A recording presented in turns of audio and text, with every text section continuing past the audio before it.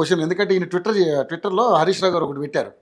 సమస్య చెప్పుకునేందుకు తహసీల్దార్ కార్యాలయానికి వెళ్ళిన వృద్ధ రైతు పట్ల ఇంత కర్కశంగా వ్యవహరిస్తారా?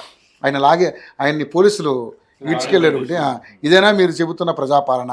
సీఎం ఆదేశాలతో ఇంత అత్యుత్సాహం ప్రదర్శించడం పోలీసులకు అవసరమా? నాడు లగచర్ల లంబాడి రైతన్నల చేతులకు బేడీలు వేశారు. నేడు ఖానాపూర్లో వృద్ధ రైతు మెడలు పట్టి గెంటేశారు. ఎద్దేడ్చిన వ్యవసాయం ఆయన ఇచ్చేశారు. రైతు ఏడ్చిన రాజ్యం బాగుపడదన్న సంగతి మర్చిపోయి ఇంత క్రూరంగా వ్యవహరిస్తున్న కాంగ్రెస్ ప్రభుత్వం దుర్చర్య తీవ్రంగా ఖండిస్తున్నాం. ఏంటి అవి అంటే విజువల్స్ కూడా వచ్చినాయి, అది ఎంతవరకు కరెక్ట్ అనేది చూసారా మీరు కూడా? ఓకే, ఏంటి సమస్య ఏందో ఆయన పోలీస్ అధికారులు తీసుకెళ్ళడం కూడా చూడు, చాలా దారుణంగా ఆయన అలా ఇది చేయడం అనేది కొంచెం బాధాకరమైన. భూభారతి అనేది ఒక వాళ్ళకు భూభారతి మీద చర్చ పెడుతున్నారు. వాట్ ఎవర్ ఇట్ ఈస్, ఆయన సమస్య చెప్పుకోవడానికి అదే ఇక్కడ ఏదో మిస్టేక్ జరిగింటది, అది కనబడుతుంది. వీళ్ళకి ఇన్ఫర్మేషన్ యూనివర్సిటీ ఏదో క్రియేషన్ చేస్తారు ఇప్పుడు. ఇక అదే మళ్ళీ చెప్పేది మిస్టేక్ జరిగింటది ఏదో తెలుస్తుంది అని చెప్తున్నాం. అదే ఇప్పుడు అందరికి కూడా ఇప్పుడే వచ్చింది కదా సమస్య. మరి అంత దారుణంగా అంత పెద్ద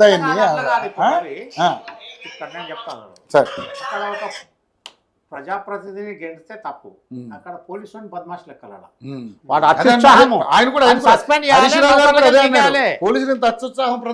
పోలీసులకు అట్లా ఏమైపోయిందంటే వాళ్ళకు ట్రైనింగ్ కానీ, కంట్రోలింగ్ కానీ, మానిటరింగ్ కానీ మొత్తం అడ్మినిస్ట్రేషన్ గత 12 ఏళ్ళ నుంచి మొత్తం గాడి తప్పిపోయింది. ఇష్టారాజ్యం ఉన్నది. 12 నుంచి అదే పరిస్థితి. ఉద్యోగస్తులు కంట్రోలింగ్ ఫుల్ పవర్స్ కాదు, వాళ్ళు ఇష్టారాజ్యం వాళ్ళ మీద కంట్రోల్ లేదు.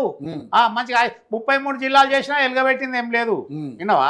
ఇవన్నీ ఏది ఉన్నది ఇక్కడ ఏంటంటే ఫస్ట్ కోవార్డ్స్ అంటే బీఆర్ఎస్లో కోవార్డ్స్ అంటారు. బీఆర్ఎస్ 2 సార్లు గెలిచిన తర్వాత కాంగ్రెస్లోకి వెళ్ళి గుంజింది, టీడీపీలకి వెళ్ళి గుంజింది. ఫస్ట్ టీడీపీలో గుంజింది, తర్వాత కాంగ్రెస్లోకి వెళ్ళి గుంజింది. గుంజినాక వాళ్ళు మళ్ళీ ఏంది అవకాశవాదులు గోడ మీద పిల్లులే కదా. మళ్ళీ అదే కేశవరావు ఆయన వాళ్ళు అది ఇప్పుడు స్టేషన్ కన్పూర్ ఎమ్మెల్యే కడియం శ్రీహరి ఇప్పుడు అదొకటి, వాళ్ళందరూ మళ్ళీ రివర్స్ కొట్టారు కదా. మొన్న బీఆర్ఎస్ వాళ్ళు ఇదే కాంగ్రెస్లో పోయి రేవంత్ రెడ్డితో 10 మంది కలిసారు. వాళ్ళు కోవట్ల కిందనే లెక్క కదా, అవునా కాదా? అవకాశవాదులు వాళ్ళు. అటువంటి వాళ్ళను బుద్ధి జ్ఞానం ఉన్నాడు ఎవడు కూడా మళ్ళీ ఒకసారి పార్టీలకు రానియకూడదు. నువ్వు ఉద్యమ పార్టీల్లో అసలు ఉద్యమకారులను తరిమేసి ఉద్యమ ద్రోహులను కట్టెపట్టుకొని పోలీసులు లాఠీ గుంజుకొని అసలు ఉద్యమకారులు కాలేని వాళ్ళే చేర్చుకున్నారు కదా. ఇప్పుడు అదే నేను ఉద్యమ ద్రోహులను చేర్చుకొని ఉద్యమ ద్రోహులందరినీ నింపుకొని అసలు ఉద్యమకారులను తరిమేసిండు. అది అక్కడ ఏదైతే అది ఇక చెప్తే మన ప్రొడక్షన్ మీద ఏమున్నది లోన్ల మీద అంటే సెంట్రల్ సెక్రటరియటే 1100 కోట్లు, సెంట్రల్ పార్లమెంటు మొన్న టాటా కూడా కట్టింది. ఈడ మన సెక్రటరియట్ 1200 కోట్లు, 1200 కోట్లతో 12 రూపాయల ఆదాయం కూడా లేదు. 1600 కోట్లు, 1600 కోట్ల 1200 కోట్ల 2000 కోట్లు అనుకున్న ఫర్నిచరు మన 2000 కోట్లతో 2000 రూపాయలు కూడా నెలకు ఆదాయం లేదు. అంబేద్కర్ స్టాచ్యూ కట్టిరు, పబ్లిక్ డొనేషన్లో కట్టిన అంటే విషయం. ప్రజల యొక్క డబ్బుతో కట్టడం అన్న దాని మీద ఏదైతే ఉందో ఆ ప్రజల సొమ్మును ప్రజలు ఏదైతే ఉందో పన్నులు కట్టిన దాన్ని ప్రజలకు అవసరాలకు వినియోగించాలి. అంబేద్కర్ స్టాచ్యూతో ఆదాయం వచ్చేది కానీ కాంట్రిబ్యూషన్ వేరే మొత్తం డొనేషన్ సిస్టంలో తీసుకొని ఇవ్వాలి. టీటీడీలా అక్కడ ఇక్కడ అవన్నీ నడిచాడు ఆ ట్రస్ట్ ప్రకారం. అది వదిలిపెట్టేసి ఈ రకంగా ఇప్పుడు ఇంతకుముందు టీడీపీలా కాదు, మన ఎవరు కాసాని జ్ఞానేశ్వర్ ఎన్నిసార్లు పార్టీ మారిండి, ఇంట్లోకి వెళ్ళి ప్రొద్దున పార్టీ సాయంత్రం పార్టీ అటువంటి వాళ్ళు ఉంటారు. అటువంటి వాళ్ళు గుర్తించి వీళ్ళ క్యారెక్టర్ పరంగా వీళ్ళు సిద్ధాంతాల పరంగా పోతూ ఉంటుంది. అట్లా లేదు ఇప్పుడు ఈ రకంగా. ఇప్పుడు అది కాంగ్రెస్ కూడా ఏదైతే ఉందో ఇళ్ళకెళ్ళి గుంజుడు అన్నా కదా, దీంతో కోవాట్లు కంపల్సరీ ఉంటారు. అది ఎక్కడ నీళ్ళు ఉంటే అక్కడ చేపలు జంప్ అవుతాయి. విన్నారా? పవర్ ఉన్న దగ్గర పబ్లిక్ అధికారులు వీళ్ళు ఏదైతే ఉందో ప్రతినిధులు పవర్ కోసం పోతారు, పవర్ మాంగర్స్. అది పెట్టేసి ఇక వీళ్ళు కోవాటు అంటే అందరు ఉంటారు. ఇంట్లోనే కోవాట్లు ఉన్నారు, బయట కోవాట్లు ఉంటారా? ఇంట్లోనే ఇప్పుడు చెల్లెకు, అన్నకు, బావకు, మరదలకు వీళ్ళకే పడతలేదు కదా. అది కజిన్కు ఎవరు సంతోష్ కజినే కదా, వీళ్ళకి పడినప్పుడు కోవాట్లు అనేది కంపల్సరీ ఉంటుంది. ఇక రాజాసింగ్కి వస్తే రాజాసింగ్కు పార్టీ బేస్లా సపోర్ట్ బ్యాక్ బోన్ పార్టీ, ఆయన చూసేసింది కాదు. ఇండిపెండెంట్గా గెలుస్తేనేమో రాజాసింగ్ గ్రేటు, ఓకే. అది పార్టీ. ఇవాళ కూడా రేవంత్ రెడ్డి ఇలా అధికారంలోకి రావడానికి ఆయన కష్టపడ్డా, ఆయనకు ఒకటి వెనక బ్యాక్ బోన్ సపోర్ట్ ఆయనకి ఓకే, ఆ రకంగా ఉంటుంది. స్వయం కృషి అనుకోవచ్చు. స్వయం కృషి అదే. ఇప్పుడు ఏదైతుందో ఇంకొకటి కాళేశ్వర్ కమిషన్ పోతే, కమిషన్ ఏంది బార్లా లేకపోతే ఏమన్నా కళ్ళు దుకాణమా లేకపోతే కళ్ళు మాండవనా? అదొక రాజ్యాంగబద్ధమైన ఒక కమిషన్. అలా అనుకుంటలేదు, ప్రభుత్వ కమిషన్ ఇది అంటుంది. ప్రభుత్వ కమిషన్ అనే అరే కమిషన్ అంటే నువ్వు ఇవ్వలేదు, నువ్వు ఎన్ని జీవోలు ఇవ్వలేదు.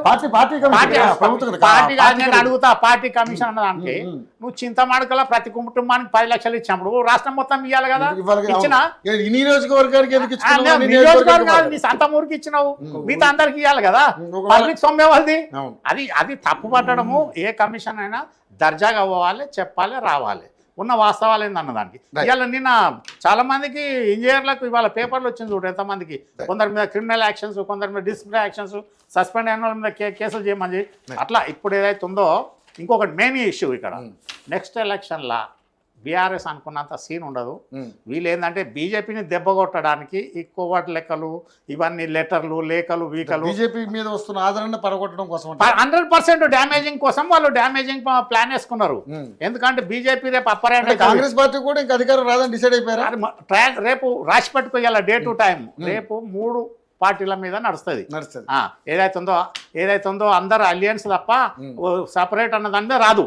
అయితే ఏదైతుందో బీజేపీకి ఎలా అది 8 ఎంపీలు, 756 అసెంబ్లీ సెగ్మెంట్లు, ఆల్రెడీ 8 మంది ఎమ్మెల్యేలు ఉన్నారు. దాదాపు ఎంత 64, అంటే సగం రాష్ట్రం వాళ్ళ కంట్రోల్ ఉన్నది. ఇప్పుడు వీళ్ళు కూడా ఏం చేయాలంటే, ఇప్పుడు నిద్రపోతే నడవది 8 మంది ఎంపీలు కూడా ప్రతి బూత్ వల్ల వాళ్ళకి ఆల్రెడీ బూత్ వర్కర్స్ ఉన్నారు. పన్నా ప్రముఖ్ అని ఉంటారు వాళ్ళకి RSSకి వెళ్ళి. ప్రతి బూత్లో ప్రతి 50 ఇండ్లకు ఒక పన్నా ప్రముఖ ఉంటాడు. వాళ్ళు ఎలక్షన్ ఓటర్లు ఇస్తారు. అభిమానులు ఉండొచ్చు, ఓటర్లు ఉండొచ్చు సార్, కానీ నాయకులు ఉన్నారా అనేది కావాలి. నాయకుడు అన్నది ఎట్లా రవి, నాయకుడు అన్నది ఇప్పుడు చెట్టు పెట్టి కాదు, ఇప్పుడు అంటు మొక్కలు వచ్చినాయి కదా, అన్ని అంటు మొక్కలు వచ్చినాయి. మనం చూసాం కదా కాంగ్రెస్ పార్టీ లాస్ట్ టైం ఎవరెవరు నిలబెడితే వాళ్ళందరూ గెలిచారు. ఇక్కడ వీళ్ళకి ఎమ్మెల్సీలు 3 వచ్చాయి మొన్ననే. వీళ్ళు ఏంటంటే ఇప్పుడు వీళ్ళది ఇంటర్నల్లో ఒక ప్లాన్ చేసుకొని ఒకటి హ్యాచింగ్ పోల్ మేనేజ్మెంట్ లో నెంబర్ 1 పొజిషన్ లో ఉన్నారంట. అది ఒకటి. అదే తర్వాత వీళ్ళకు సాగు దెబ్బలు ఏమొచ్చినాయంటే, ఇవాళ బీజేపీ ఎదగడానికి first social media, print media, తర్వాత ఎలక్ట్రానిక్ మీడియా, వీటన్నిటికంటే మొదలు మోడీ ఒక్కడే. తల్లి చనిపోతే ఎవ్వరు రాలేదు, ఒక్కడే పోయిండు వచ్చిండు. మన యోగి ఆదిత్యనాథ్ కూడా తల్లి పోతే కూడా ఎవ్వరు పోలే. పొద్దున మళ్ళీ ఇంటి డ్యూటీకి వచ్చిర్రు. వినవా, ఈయన ఏం దిక్కులేనోడు, ఎమ్మెల్యే అవ్వదక్షను అయ్యే సత్తనే పోతాడు, ఆడ ఎమ్మెల్యే అయ్యే సత్తే పోతాడు. ఆడ 60 మంది కూరలు 50 మంది పిల్లలు చచ్చిపోతే పోలే, 60 మంది కొండగట్టు మీద బస్ యాక్సిడెంట్లో చచ్చిపోతే పోలేదు. ఏం లేదా అన్న చూడు, మన పంజాబ్ పోయి చెక్కులు పంచి వచ్చింది రైతులకు. విషయం చెప్తా, నిన్న 2వ తారీఖు మన జూన్ 2వ తారీఖు టిఆర్ఎస్ భవన్ లో అసలు ఆయన వేడుకలకే రాలేదు కేసీఆర్. రాని రాకపోయినా అవన్నీ అదిగో నేనేమంటున్నా, ఐలాండ్ అనేది కాదు. ఒకటి ఆయన మోనార్క్ సిస్టంలో పోతాడు. ఇలా కాదు, నేను 60 ఏళ్ళ నుంచి చూస్తున్నా. మోనార్క్ స్టైల్లో పోతాడు కాబట్టి ఏదో మొత్తానికి ఆయన పెట్టిన టైము గడియ చెరుకు ముత్యం రెడ్డి పుణ్యం అంటూ, చంద్రబాబు నాయుడు పుణ్యం అంటూ, ఆ ఉద్యమం పెట్టిన దానికి సక్సెస్ కావడానికి కాంగ్రెస్ సపోర్టు, బీజేపీ సపోర్టు లేని అది తెలంగాణ సపరేట్ కాలే. 3 అమ్మల పుణ్యం అంటూ ఇది చేసారు. ఆయనే గవర్నర్ తల్లి చచ్చిపోతే